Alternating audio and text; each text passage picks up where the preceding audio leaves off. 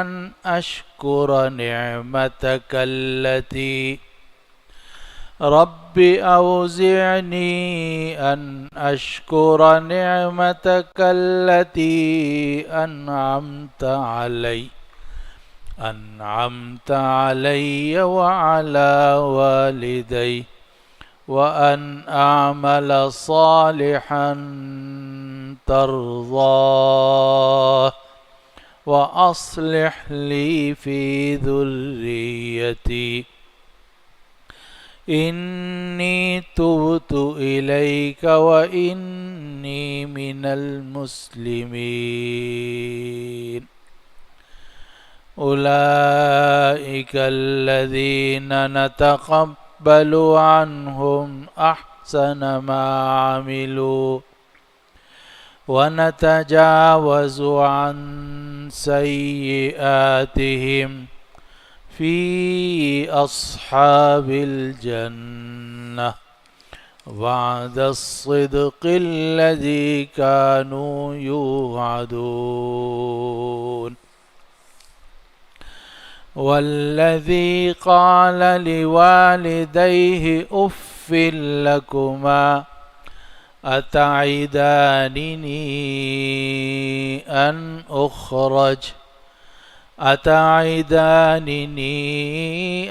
أخرج وقد خلت القرون من قبلي وهما يستغيثان الله ويلك آمن إن وعد الله حق فيقول ما هذا إلا أساطير الأولين أولئك الذين حق عليهم القول في قد خلت من قبلهم من الجن والإنس إنهم كانوا خاسرين ولكل درجات مما عملوا وليوفيهم أعمالهم وهم لا يظلمون ويوم يعرض الذين كفروا على النار أذهبتم طيباتكم في حياتكم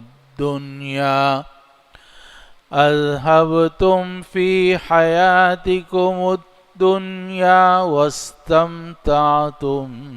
بها فاليوم تجزون عذاب الهون بما كنتم تستكبرون في الأرض بغير الحق وبما كنتم تفسقون آمنت بالله صدق الله العظيم.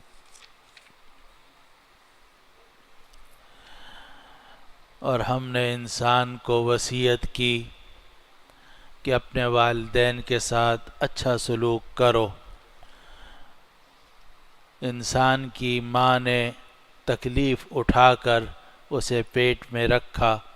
اور تکلیف کے ساتھ اس کو جنا، اور اس کا اٹھانا اور دودھ چھوڑانا 30 ماہ میں ہوتا ہے، یہاں تک کہ جب وہ انسان اپنی سختی کو پہنچ گیا اور 40 سال کی عمر کو پہنچا تو وہ کہنے لگا اے پروردگار مجھے توفیق عطا فرما کہ میں آپ کی ان نعمتوں کا شکر ادا کروں جو آپ نے مجھ پر اور میرے والدین پر کی ہیں، اور مجھے توفیق عطا فرما کہ میں وہ نیک کام کروں جس سے آپ راضی ہوں، اور آپ میرے لیے میری اولاد میں صالح بنا دیجئے، آپ میرے لیے میری اولاد کو صالح بنا دیجئے. بے شک میں نے آپ کی طرف رجوع کیا ہے اور میں مسلمانوں میں سے ہوں۔ یہی وہ لوگ ہیں کہ جن کے اچھے اعمال کو ان کی طرف سے ہم قبول کرتے ہیں اور ان کی برائیوں سے درگزر کرتے ہیں، اصحاب جنت کے اندر، جنت والوں میں۔ اور یہ سچا وعدہ ہے جو ان سے کیا جاتا تھا۔ اور وہ شخص جس نے اپنے والدین سے کہا اف ہے تمہارے اوپر، تم مجھے دھمکی دیتے ہو کہ مجھے دوبارہ پیدا کیا جائے گا، حالانکہ مجھ سے پہلے بہت نسلیں گزر چکی۔ اور اس کے ماں باپ اللہ سے فریاد کرتے ہیں اور اس سے کہتے ہیں افسوس ہے تجھ پر، تو ایمان لے آ، بے شک اللہ کا وعدہ برحق ہے۔ اور وہ جواب میں کہتا ہے نہیں ہیں یہ مگر پرانے قصے۔ یہی وہ لوگ ہیں جن پر عذاب کی بات پکی ہو گئی ہے ان نسلوں کے اندر جو ان سے پہلے گزر چکی ہیں، جنوں کی اور انسانوں کی، بے شک یہ سب لوگ خسارے میں ہیں۔ اور ہر شخص کے لیے اس کے کیے ہوئے اعمال کے مطابق درجات ہوں گے، اور تاکہ اللہ لوگوں کے اعمال کا پورا بدلہ دے اور ان پر ظلم نہیں کیا جائے گا۔ اور یہ وہ دن ہوگا کہ کافروں کو آگ کے سامنے پیش کیا جائے گا اور یہ کہا جائے گا کہ دنیا کی زندگی میں تم نے اپنی ساری مزے کی چیزیں لے لیں اور تم نے خوب ان سے مزے اڑائے، آج کے دن تمہیں ذلت کا عذاب کا بدلہ دیا جائے گا، آج کے دن ذلت کے عذاب کا تمہیں بدلہ دیا جائے گا، اس وجہ سے کہ تم زمین میں تکبر کرتے تھے اور اس وجہ سے کہ تم نافرمانی کرتے تھے۔ یہ ان آیات مبارکہ کا ترجمہ اور مفہوم جو آج کی مجلس میں تلاوت کی گئی ہیں، اور یہ سورۃ الاحقاف کی آیت نمبر 15 سے آیت نمبر 20 تک کی آیات ہیں جو آج کی مجلس میں ہم نے آپ کے سامنے پڑھی ہیں۔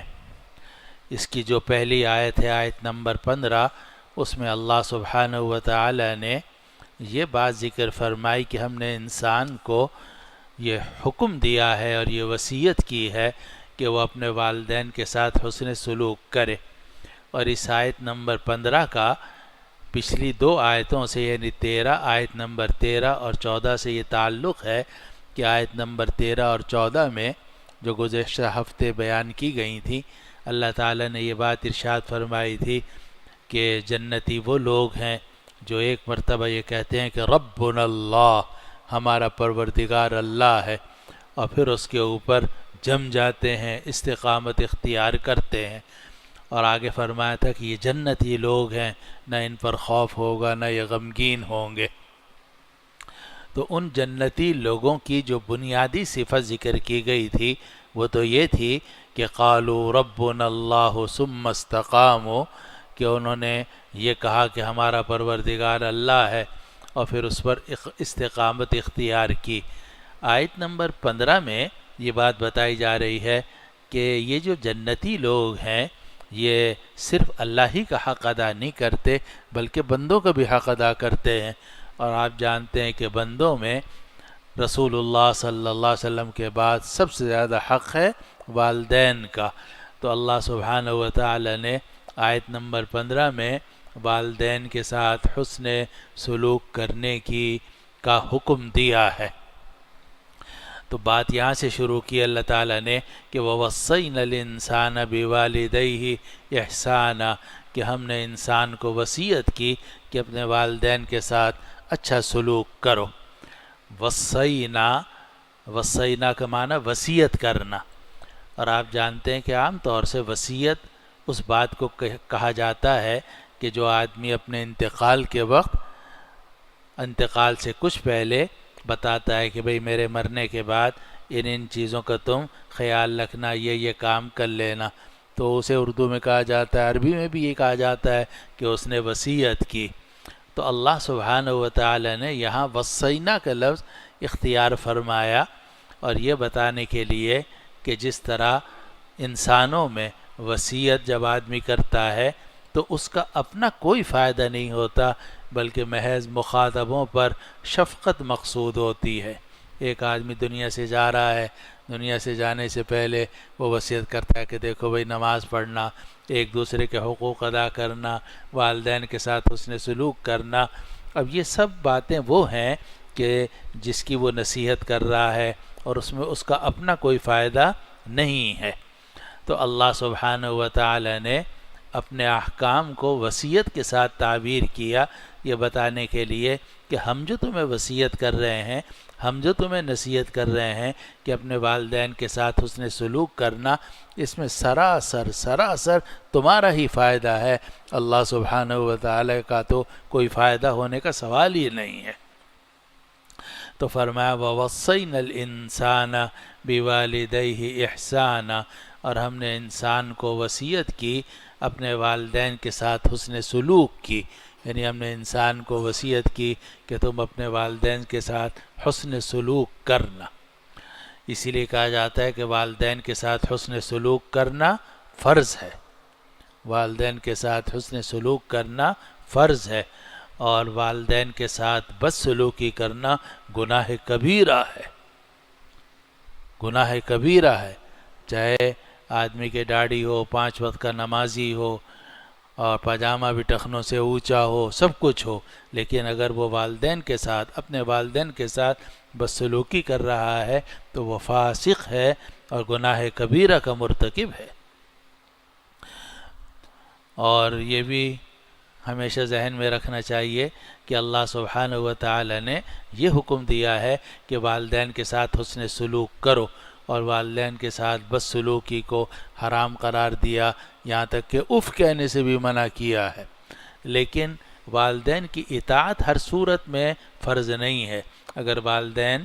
کسی نیک کام کا حکم دیں یا صرف جائز کام کا حکم دیں، اس میں تو ان کی اطاعت کی جائے گی. لیکن اگر وہ شرک کا یا کفر کا حکم دیں تو قرآن مجید کی سورہ لقمان میں یہ بات ہے کہ اس بارے میں ان کی بات نہیں مانی جائے گی. وَإِن جَاهَدَاكَ لِتُشْرِكَ بِي مَا لَيْسَ لَكَ بِهِ عِلْمٌ فَلَا تُطِعْهُمَا، کہ اگر ماں باپ تمہیں اس بات پر مجبور کریں کہ تم شرک کرو تو شرک میں ان کا کہنا نہ ماننا. وَصَاحِبْهُمَا فِي الدُّنْيَا مَعْرُوفًا، اور دنیا میں ان کے ساتھ بھلے طریقے سے زندگی گزارنا، یعنی ان کے ساتھ حسن سلوک کرنا. اس لیے ماں باپ کافر ہوں تو حسن سلوک ضروری ہے، مسلمان ہوں تو ضروری ہے، نیک ہوں تو، برے ہوں تو. یعنی والدین کے ساتھ جو حسن سلوک فرض ہے وہ اس لیے نہیں ہے کہ وہ دیوبندی ہیں یا تبلیغی ہیں یا نیک ہیں یا مسلمان ہیں، نہیں. والدین کے ساتھ حسن سلوک اس لیے فرض ہے کہ وہ والدین ہیں. والدین کے ساتھ حسن سلوک اس لیے فرض ہے کہ وہ والدین ہیں. اب والدین ہیں، آپ نے ہر حال میں ان کے ساتھ اچھا سلوک کرنا ہے اور ان کے ساتھ بدسلوکی سے بچنا ہے. یہاں تک کہ آپ ان کو اف بھی نہیں کہہ سکتے، آپ سختی سے ان کے ساتھ بات بھی نہیں کر سکتے، آپ اکڑ کے ان کے سامنے بیٹھ بھی نہیں سکتے. فَلَا تَقُلْ لَهُمَا اُفٍّ، قرآن کہتا ہے ان کے سامنے اف بھی مت کہو. وَلَا تَنْهَرْهُمَا، اور ان سے جھڑک کر بات مت کرو. وَقُلْ لَهُمَا قَوْلًا كَرِيمًا، ان سے عزت کے ساتھ بات کرو. وَاخْفِضْ لَهُمَا جَنَاحَ الذُّلِّ مِنَ الرَّحْمَةِ، اور ان کے سامنے رحمت کے ساتھ اپنا بازو جھکا دو، عاجزی کے ساتھ اپنا بازو جھکا دو. تو ماں باپ کے ساتھ حسن سلوک کرنا فرض ہے، اور بدسلوکی کرنا حرام ہے اور گناہ کبیرہ ہے. اور جہاں تک اطاعت کی بات ہے تو اگر والدین کسی نیک کام کا حکم دیں تو بھی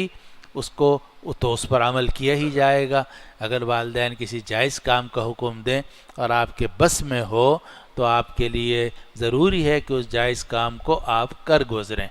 البتہ اگر وہ کسی نافرمانی کا یا ایسے کام کا حکم دیں کہ جس میں گناہ ہو یا دوسرے کسی آدمی کا حق پامال ہو رہا ہو، اس میں آپ والدین سے معذرت کر سکتے ہیں. مثلا ماں حکم دے کہ تم اپنی بیوی کو مارو یا جناب فلاں کے ساتھ ظلم کرو، تو اس میں ماں باپ کی اطاعت نہیں کی جائے گی. اطاعت تو نہیں کی جائے گی مگر ماں باپ کے ساتھ بدسلوکی کرنے کی بھی اجازت نہیں ہے. تو اللہ سبحانہ و تعالی نے اس آیت میں فرمایا وَوَصَّيْنَا الْإِنسَانَ بِوَالِدَيْهِ إِحْسَانًا، ہم نے انسان کو وصیت کی، یعنی ہم نے انسان کو حکم دیا ہے اپنے والدین کے ساتھ حسن سلوک کرنے کا۔ اب والدین کا ذکر کیا، لیکن آگے جو آیت آ رہی ہے اس میں اللہ سبحانہ و تعالی نے والدین کے بجائے ماں کا ذکر کیا ہے، اور یہ فرمایا حملتہ امہ کرہن،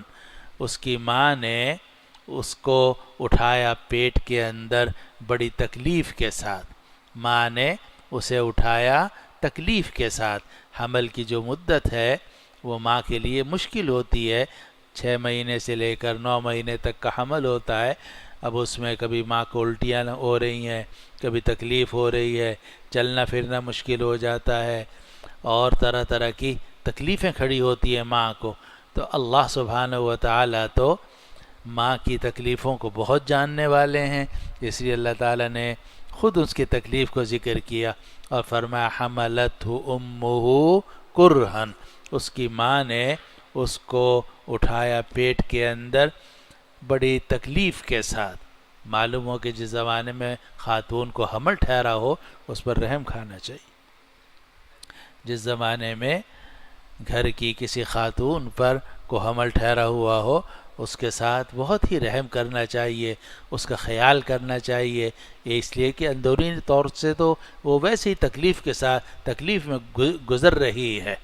اٹھنا بیٹھنا چلنا پھرنا کھانا پینا ہر چیز اس کی ڈسٹرب ہو جاتی ہے۔ تو جب اللہ تعالیٰ اس کی تکلیف محسوس کرتے ہیں تو جو گھر کے لوگ ہیں ان کو تو بطریق اولا اس کی تکلیف محسوس کرنی چاہیے، یہی اللہ تعالیٰ کا حکم ہے۔ تو اللہ تعالیٰ نے فرمایا حملتہ امہ کرہن، ماں نے اٹھایا اس کو بڑی تکلیف کے ساتھ، ووضعتہ کرہا، اور اس کو جنا بڑی تکلیف کے ساتھ، کیونکہ جو پیدائش کا عمل ہے ماں کے پیٹ سے بچے کا باہر آنا وہ خود ایک تکلیف دہ عمل ہے، اور اس میں خاتون کو بہت ہی زیادہ تکلیف ہوتی ہے، اور اسی وجہ سے اللہ تعالیٰ نے ماں کا حق بہت زیادہ رکھا ہے۔ تو اللہ تعالیٰ نے والدین کے ساتھ حسن سلوک کا حکم دیا، پھر فرمایا حملتہ امہ کرہن ووضعتہ کرہا، اس کی ماں نے اسے اٹھایا تکلیف کے ساتھ اور اسے جنا تکلیف کے ساتھ، وحملہ وفصالہ 30 شہرا، اور اس کا حمل اور دودھ چھڑانا 30 مہینے میں ہوا، تو اس کا حمل اور دودھ چھڑانا 30 مہینے میں ہوا، یعنی ماں بڑی تکلیف اٹھاتی ہے، 6 مہینے تو حمل کے ہوتے ہیں اور پھر 2 سال دودھ پلانے کے ہوتے ہیں۔ اور اسی آیت کی وجہ سے حضرت علی رضی اللہ عنہ اور دوسرے تمام صحابہ رضوان اللہ علیہم اجمعین، بلکہ تمام فقہا اور تمام ائمہ کرام کا اتفاق ہے کہ حمل کی کم سے کم مدت 6 ماہ ہے، حمل کی کم سے کم مدت 6 ماہ ہے۔ اسی لیے اگر کسی آدمی کی شادی ہوئی اور 6 مہینے 1 دن یا 6 مہینے 2 دن یا 28 ہفتے، جیسے آج کل ڈاکٹر کہتے ہیں کہ 28 ہفتے میں بچہ مکمل ہو جاتا ہے، ولادت ہو سکتی ہے، اور 28 مہینے تقریباً 6.5 مہینے سے کچھ قریب بنتے ہیں، تو 28 ہفتے اور 6 مہینے یہ کم سے کم مدت ہے۔ البتہ اس سے کسی کو 7ویں مہینے میں وضع حمل ہوتا ہے، کسی کو 8ویں میں، 8.5 9، مختلف اللہ تعالیٰ کی جو طریقے ہیں، اور ہر خاتون کے ساتھ علیحدہ علیحدہ معاملہ ہوتا ہے۔ تو اللہ تعالیٰ نے یہاں یہ بات فرمائی آیت نمبر 15 میں کہ وَحَمْلُهُ وَفِصَالُهُ 30 شَهْرًا، اور اس کا اٹھانا اور اس کا دودھ چھوڑانا 30 مہینے میں ہوا، تو 6 مہینے حمل کے اور 2 سال یعنی 24 مہینے دودھ پلانے کے، اور دودھ پلانے کے 2 سال یہ سورہ بقرہ کی آیت سے ثابت ہے۔ سورہ بقرہ میں ہے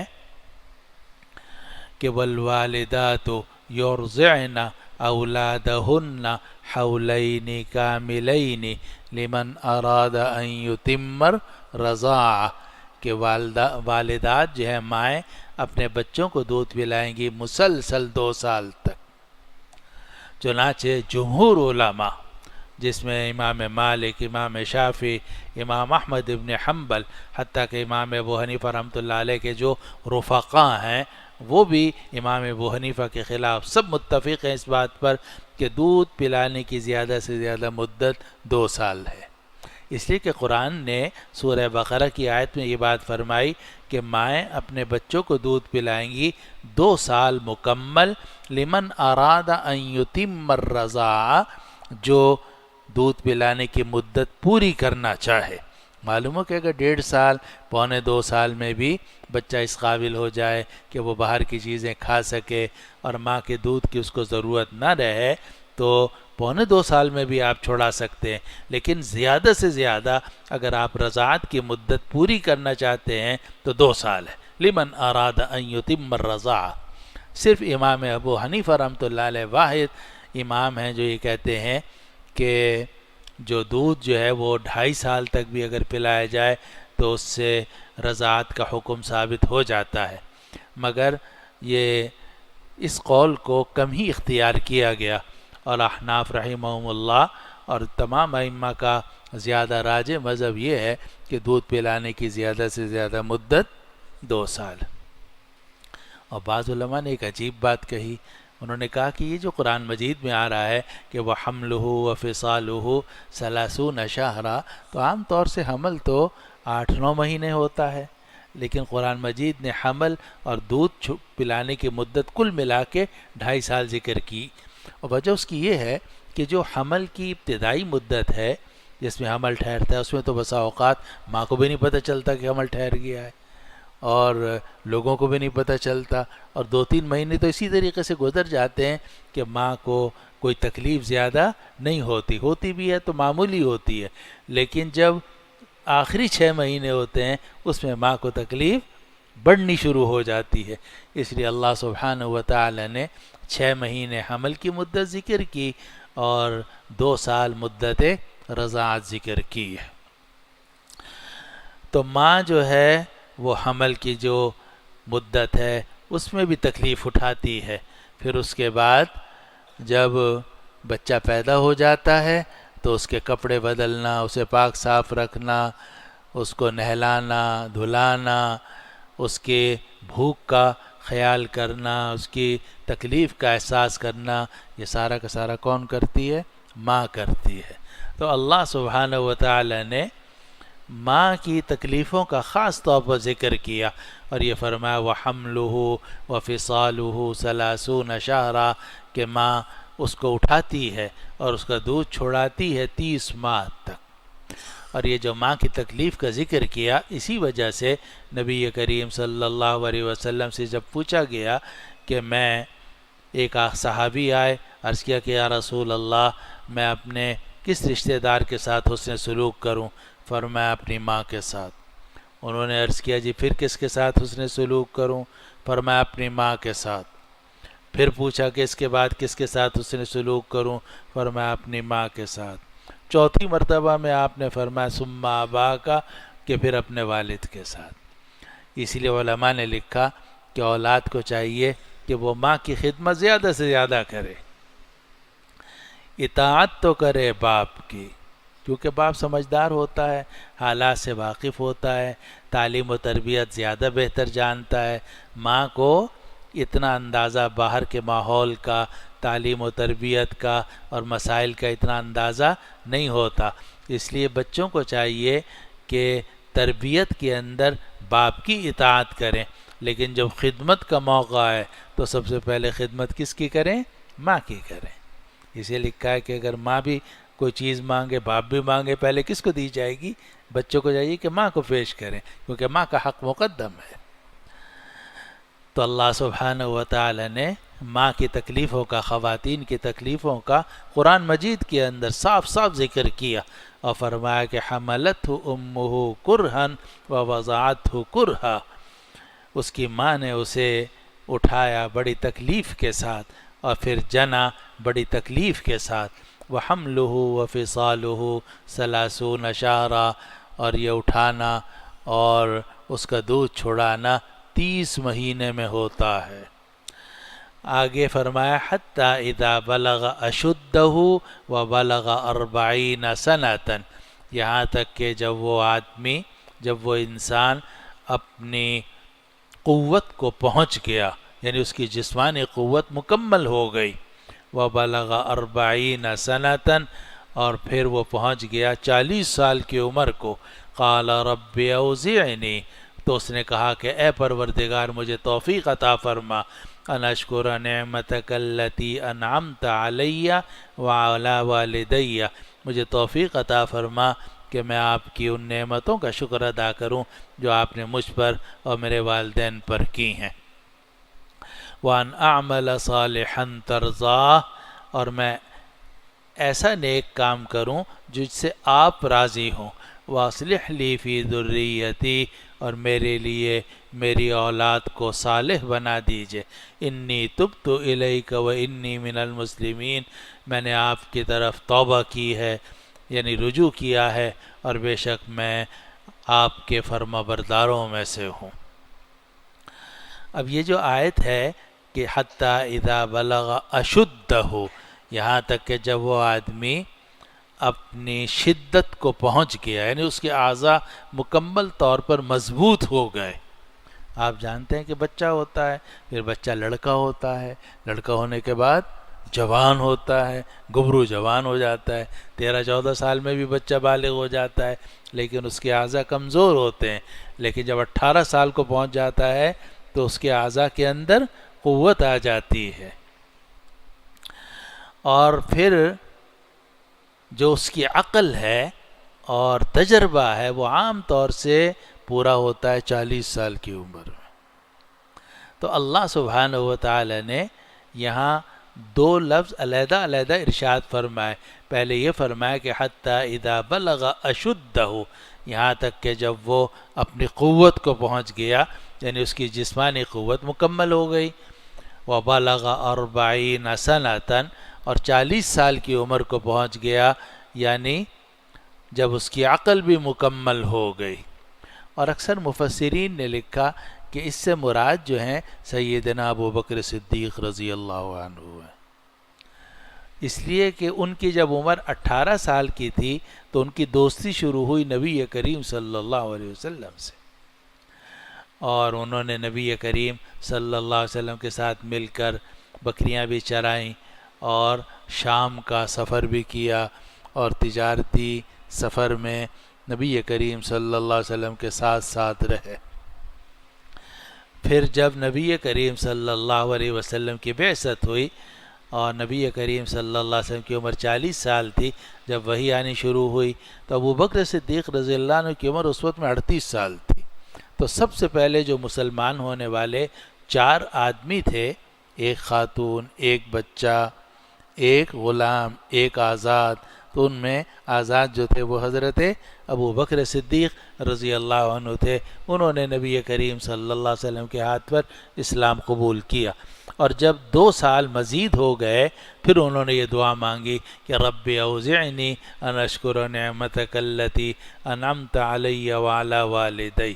اور کئی مفسرین نے لکھا کہ اللہ سبحانہ و تعالیٰ کو یہ دعا اتنی پسند آئی کہ اللہ تعالیٰ نے قرآن مجید میں شامل کر دی۔ حتی اذا بلغ اشدہ، یہاں تک کہ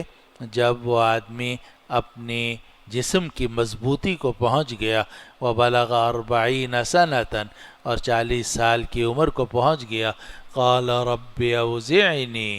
تو اس نے یہ کہا یعنی دعا کی، رب اوزعنی ان اشکر نعمتک التی انعمت علی وعلی والدی،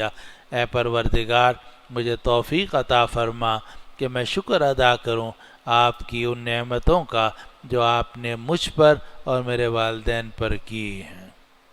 تو سب سے پہلے شکر،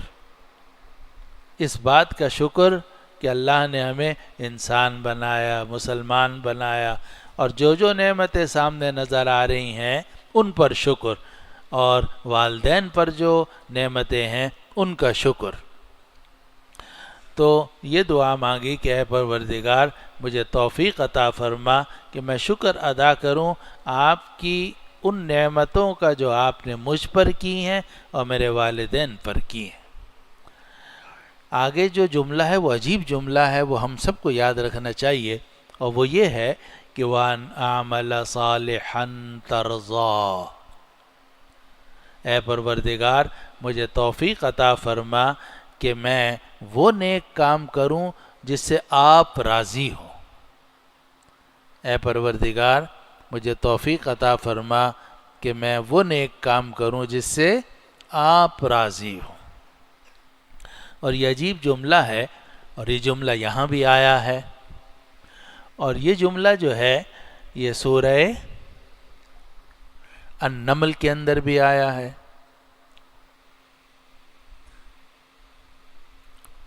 اور وہاں بھی ان اعمل صالحا ترضا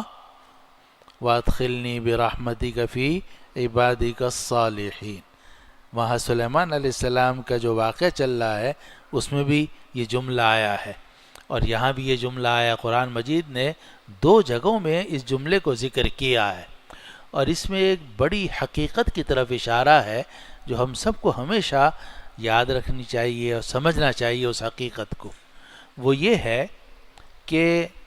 عمل تو بہت سارے ہوتے ہیں اور وہ نیک اعمال ہوتے ہیں، لیکن آدمی ان نیک اعمال میں کون سا عمل کس وقت میں کرے۔ تو اللہ سبحانہ و تعالی نے سورۃ النمل کی آیت میں اور سورۃ الاحقاف کی آیت میں یہ بات ارشاد فرمائی کہ یا اللہ مجھے توفیق عطا فرما کہ میں ایسا نیک کام کروں جس سے آپ راضی ہوں، ایسا نیک کام کروں جس سے آپ راضی ہوں۔ اب دیکھیے یہ ہفتے کا دن ہے، میں یہاں درس قرآن بھی دے سکتا ہوں، اس وقت میں دے رہا ہوں آپ کے سامنے، اور میں یہاں بیٹھ کر قریب میں تلاوت بھی کر سکتا ہوں، میں تبلیغ میں بھی جا سکتا ہوں، میں ہسپتال میں کسی کی عیادت کے لیے بھی جا سکتا ہوں، میں تعزیت کے لیے بھی جا سکتا ہوں، اور بھی مختلف نیکی کے کام ہیں، درود شریف پڑھ سکتا ہوں، تیسرا کلمہ پڑھ سکتا ہوں، ساری نیکی کے کام ہیں۔ لیکن کس وقت میں کون سا نیک کام کرنا چاہیے اس کا فیصلہ کرنا پڑتا ہے۔ ہر وقت میں آپ کے سامنے 100 کے قریب نیکیاں ہوتی ہیں، 100 سے زیادہ۔ الایمان بضع وسبعون شعبۃ، بہت ساری نیکیاں ہیں جن کو انسان، لیکن کس وقت میں کون سا عمل کرے یہ ہے اصل بات۔ اگر آپ نے وہ عمل جو اللہ کو پسند ہے اس کا احساس کر لیا، اس کا خیال کر لیا، اور اللہ کی رضا کے لیے آپ نے وہ کام کیا، اللہ تعالیٰ آپ سے راضی ہو جائے گا، آپ کی دنیا بھی اچھی کر دے گا، آخرت بھی اچھی کر دے گا۔ تو یہ حقیقت ہمیشہ ہمیں سامنے رکھنی چاہیے کہ ہر نیک عمل کرنے کا نہیں ہوتا، بلکہ یہ فیصلہ کرنا پڑتا ہے کہ اس وقت میں کون سا وہ نیک عمل کروں جس سے اللہ راضی ہو۔ ہمارے حضرت مولانا مسیح اللہ صاحب رحمۃ اللہ علیہ نے ایک مرتبہ ہم سے فرمایا کہ ماں بیمار ہے اور بیٹا پاس اسپتال میں کھڑا ہوا ہے، ماں کہہ رہی ہے مجھے چھوڑ کر نہ جا، ہاتھ پکڑے ہوئے، ماں نے ہاتھ پکڑا ہوا ہے، بیٹا جو ہے وہ نماز با جماعت کا عادی ہے، اور جناب کبھی اس نے نماز با جماعت نہیں چھوڑی، اب وہ سوچ رہا ہے کہ کیا کروں۔ اب وہ بھی ایک نیک عمل ہے، یہ بھی ایک نیک عمل ہے، کون سا نیک عمل کروں، یہ اس میں آدمی پھنس جاتا ہے۔ اس وقت میں صحیح فیصلہ کرنا کہ اس وقت میں مجھے کون سا نیک عمل کرنا چاہیے، یہ ہے اصل بات۔ ڈاکٹر صاحب بیٹھے ہوئے ہیں، اب جناب ان کا ایک ٹائم ہے، اس وقت میں لے کے اس وقت سے یہ جناب مطب کریں گے۔ اب مطب میں جا کے مریض تو بیٹھے ہوئے ہیں اور یہ قرآن پڑھ رہے ہیں، اور یہ سمجھ رہے ہیں کہ مریض کو دیکھنے میں تو ہر مریض کو ہاتھ لگانے سے کوئی 10 نیکیاں تو نہیں ملیں گی، اور قرآن مجید میں تلاوت کے بارے میں ہر حرف کے اوپر 10 نیکیاں لکھی جاتی ہیں۔ اب یہ قرآن مجید اس وقت میں اگر یہ تلاوت کریں، یا میں دارالفتہ میں بیٹھا ہوا ہوں، مجھے تنخواہ مل رہی ہے، مدرسے نے مجھے مکان دیا ہوا ہے، میں ڈیوٹی پر ہوں، اور میں فتوے کا کام چھوڑ کر تلاوت قرآن کروں، تو فتوے کے کام میں زیادہ ثواب ہے یا تلاوت قرآن میں؟ اگر آپ ویسے گنتی کے اور کیلکولیٹر کا حساب کریں گے تو اس میں تو قرآن مجید کی تلاوت میں زیادہ ثواب ہے، لیکن میں اپنی ڈیوٹی چھوڑ کر اگر قرآن مجید کی تلاوت کروں گا، یا اس وقت میں نفلوں کی لمبی نیت باندھ لوں گا، یا درود شریف کی تسبیح پڑھوں گا، اور جناب فتوے کا کام جو میری ڈیوٹی ہے وہ میں انجام نہیں دوں گا، تو بتائیے یہ عمل اللہ تعالیٰ کو پسند ہوگا یا نہیں ہوگا؟ پسند نہیں ہوگا۔ اس لیے ہر آدمی کو ہر وقت میں یہ دیکھتے رہنا چاہیے کہ میں جو اس وقت میں نیک عمل کر رہا ہوں، اس سے اللہ راضی ہوگا یا نہیں ہوگا۔ اور یہ بات اللہ سبحانہ و تعالی نے سورہ نمل میں بھی ارشاد فرمائی ہے، اور سورۃ الاحقاف میں بھی، اور ہر جگہ یہ قید لگائی ہے کہ اے پروردگار مجھے توفیق عطا فرما ان اعمل صالحا ترضا، کہ مجھے توفیق عطا فرما کہ میں وہ نیک کام کروں جو آپ کو پسند ہو۔ کبھی تلاوت قرآن سے اللہ راضی ہوتا ہے، اور اگر آپ امام کے پیچھے کھڑے ہیں اور امام تلاوت کر رہا ہے، اب آپ تلاوت کریں گے؟ اب اللہ کس بات سے راضی ہوگا؟ فَاسْتَمِعُوا لَهُ وَأَنصِتُوا، کان لگا کر سنو، چپ رہو۔ فَاسْتَمِعُوا لَهُ وَأَنصِتُوا، کان لگا کر سنو اور چپ رہو، قرآن کہتا ہے۔ اب اس وقت میں آپ اپنی زبان کو اگر حرکت دینا شروع کریں گے، اور امام بھی تلاوت کر رہا ہے، آپ بھی تلاوت کر رہے ہیں، ہر حرف کے اوپر 10 نیکیاں کیلکولیٹر سے آپ گنتے جا رہے ہیں، یہ اللہ کے ہاں پسند نہیں ہے۔ اس وقت میں اللہ کا حکم یہ ہے کہ کان لگا کر سنو اور چپ رہو، اب تلاوت مت کرو۔ آپ خطیب خطبہ دے رہا ہے اور آپ بیٹھے ہوئے خطیب کے سامنے تلاوت کر رہے ہیں یا جناب تسبیح پڑھ رہے ہیں، اجازت نہیں ہے۔ جب جمعے کا خطبہ ہے، آپ کو خاموشی کے ساتھ امام کی طرف متوجہ رہنا چاہیے، دل میں آپ اللہ تعالیٰ سے دعا کرتے رہیں، ذکر کرتے رہیں، اس کی تو اجازت ہے، لیکن زبان سے سامنے بیٹھ کر اور تسبیح چلانا خطبے کے وقت میں، اس کی شریعت نے اجازت نہیں دی۔ تو یہ دیکھنا پڑتا ہے کہ یہ نیکی کا کام جو اس وقت میں کر رہا ہوں، اس سے اللہ راضی ہوگا یا نہیں ہوگا۔ تو اللہ سبحانہ و تعالی نے یہاں یہ دعا نقل کی کہ جب وہ آدمی 40 سال کی عمر کو پہنچا تو اس نے یہ دعا کی کہ اے پروردگار مجھے توفیق عطا فرما کہ میں ان نعمتوں کا شکر ادا کروں جو آپ نے مجھ پر کی ہے، میرے والدین پر کی ہیں، اور مجھے توفیق عطا فرما کہ میں وہ نیک کام کروں جس سے آپ راضی ہوں۔ ان اعمل صالحا ترضا، میں وہ نیک کام کروں جس سے آپ راضی ہوں۔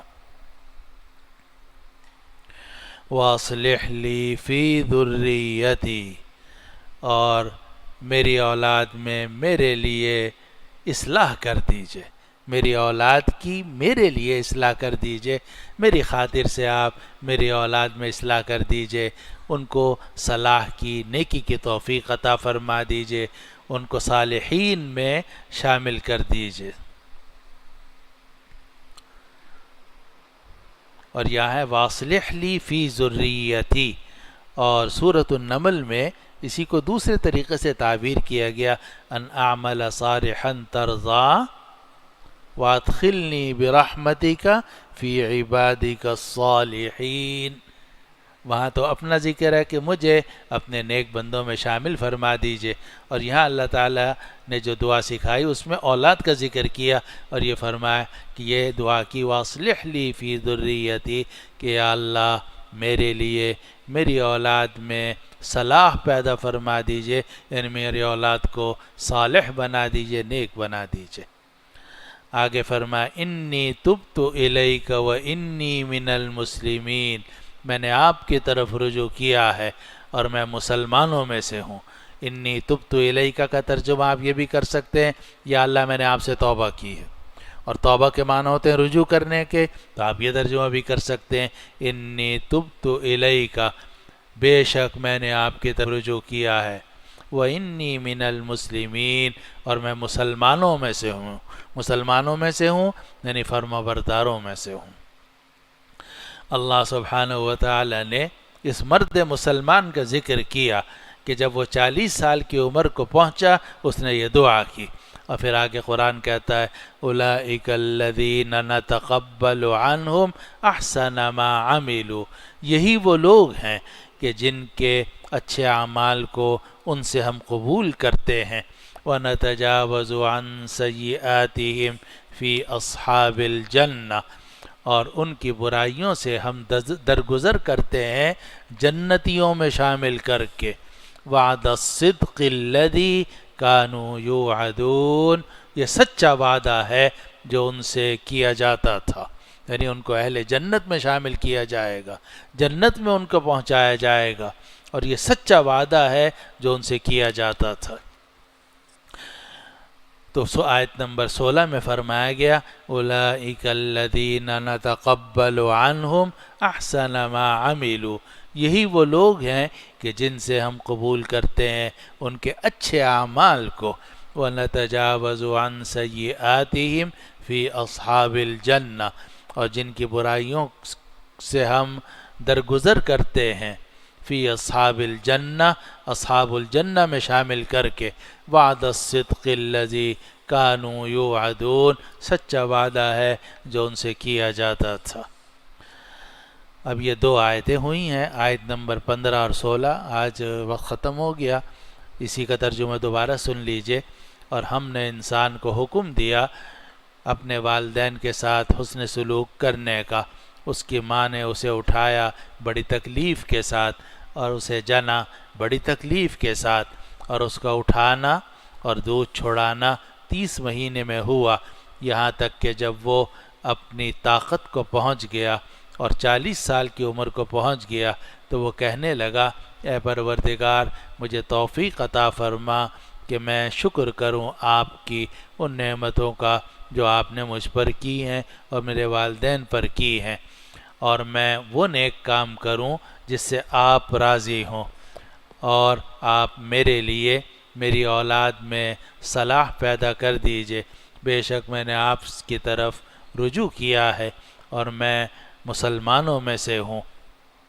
یہی وہ لوگ ہیں کہ جن کے اچھے اعمال کو ہم قبول کرتے ہیں اور ان کی برائیوں سے درگزر کرتے ہیں اہل جنت کے اندر، اور یہ سچا وعدہ ہے جو ان سے کیا جاتا تھا۔